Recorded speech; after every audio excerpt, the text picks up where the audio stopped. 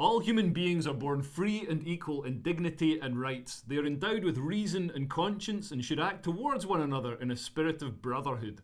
This is the first article of the Universal Declaration of Human Rights in 1948. Historically, not all people have been treated freely and equally. So hate crime legislation is generally a good idea. It prevents discrimination in employment or society against someone for being female, black, transgender, gay, or disabled. I mean, presumably you can discriminate a bit if you're hiring a lifeguard.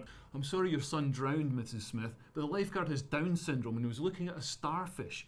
But on a positive note, we hit our diversity quotas this month. Now please, could you help me back up into the watchtower? I don't have any legs. But the Law Commission is reforming hate crime legislation to include even more protected characteristics, including asexuals, the homeless, neurodivergent people, sex workers, people who hold non-religious philosophical beliefs such as humanists, and alternative subcultures such as goths. Or, if you want to save some time, everyone except straight white men. Hate crime is an interesting concept, by the way, because it suggests that some murders are motivated by hate, as opposed to those other murders where the murderer just slightly dislikes the victim.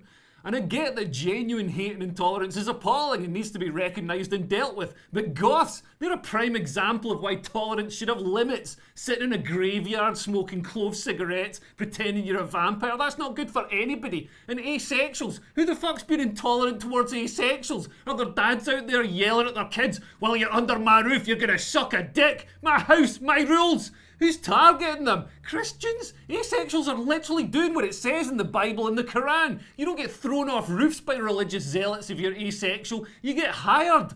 Do we need to create special asexual bars where asexuals can go and express their asexuality by not having sex? No, because bars where you go and don't have sex are just bars. Okay, maybe not Tiger Tiger, but everywhere else is already an asexual bar. Neurodivergent people will be included in this as well. I saw people on Twitter tweeting support to the autistic community. Listen, I'm autistic. We don't have a community because we're autistic. You think we're going to meet up and avoid eye contact, fight over who gets to do the head count and line up the chairs? It doesn't stop there. Sexual fetishes like adult babies, human dolls, furries and pups. That's people who dress up as rubber dogs. They're lobbying to be recognised as part of the LGBTQIA++ community. Look, I don't care what the law says. If a man gets a boner dressing up in a rubber dog outfit, I'm not going to rub his belly and tell him he's a good boy. Also, I'm pretty sure that some of the fun of dressing up as a rubber Labrador is that it's slightly taboo. Don't take that away from them. And there's been a proliferation of genders and you've got to know each one and use it appropriately or you're committing a hate crime. Look, I grew up in the 80s. We had 2 genders and 4 TV channels and we needed 2 TV guides just for that. At the time of writing this, there's 348 recognised genders. Look, I want to be a good person and refer to everyone according to their preferred gender. I just don't like homework. It's a lot of admin. I'll go through all the genders alphabetically because we've got 3 hours on this. So there's abimigender. That's a gender that's profound, deep and infinite. Okay. Then there's absorb gender. That's a gender that changes to conform to the genders of the people around you. But you still got to keep tabs on it and use the right one or you're committing a hate crime. Then there's Adamaz gender. That's a gender that refuses to be categorised, despite there being 348 categories, and that's one of them. It's been fucking categorised.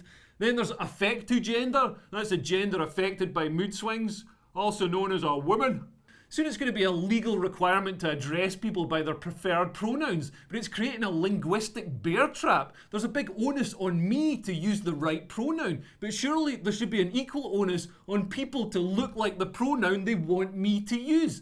Sam Smith has decided he's non-binary, so he wants people to refer to him as they and them. But to me, they looks like a man. They're 6'2" and they has a beard. And most importantly, there's only one of them, so it feels weird giving him a plural pronoun. It'd be much easier if Sam Smith could divide into 5 different people. Then I could call him a them. I was at a party last summer and someone introduced themselves by saying, "My name is Willow and my preferred pronouns are Z and Zir." And to be honest, none of us had fucking asked. It's so narcissistic because pronouns are only used in the third person when the person who's got the pronouns isn't present. So anyone telling you to use their pronouns is assuming that they're interested enough to be spoken about when they're gone. And in the end, Willow's pronouns were only used in this sentence.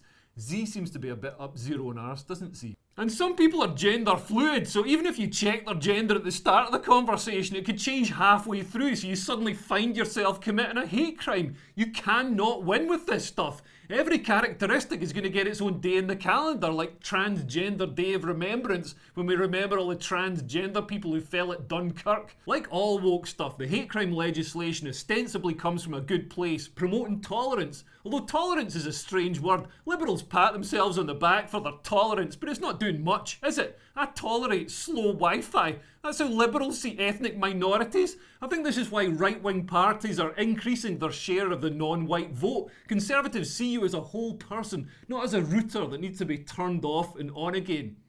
As Ronald Reagan said, freedom is never more than one generation away from extinction. We didn't pass it to our children in the bloodstream. It must be fought for, protected and handed on for them to do the same.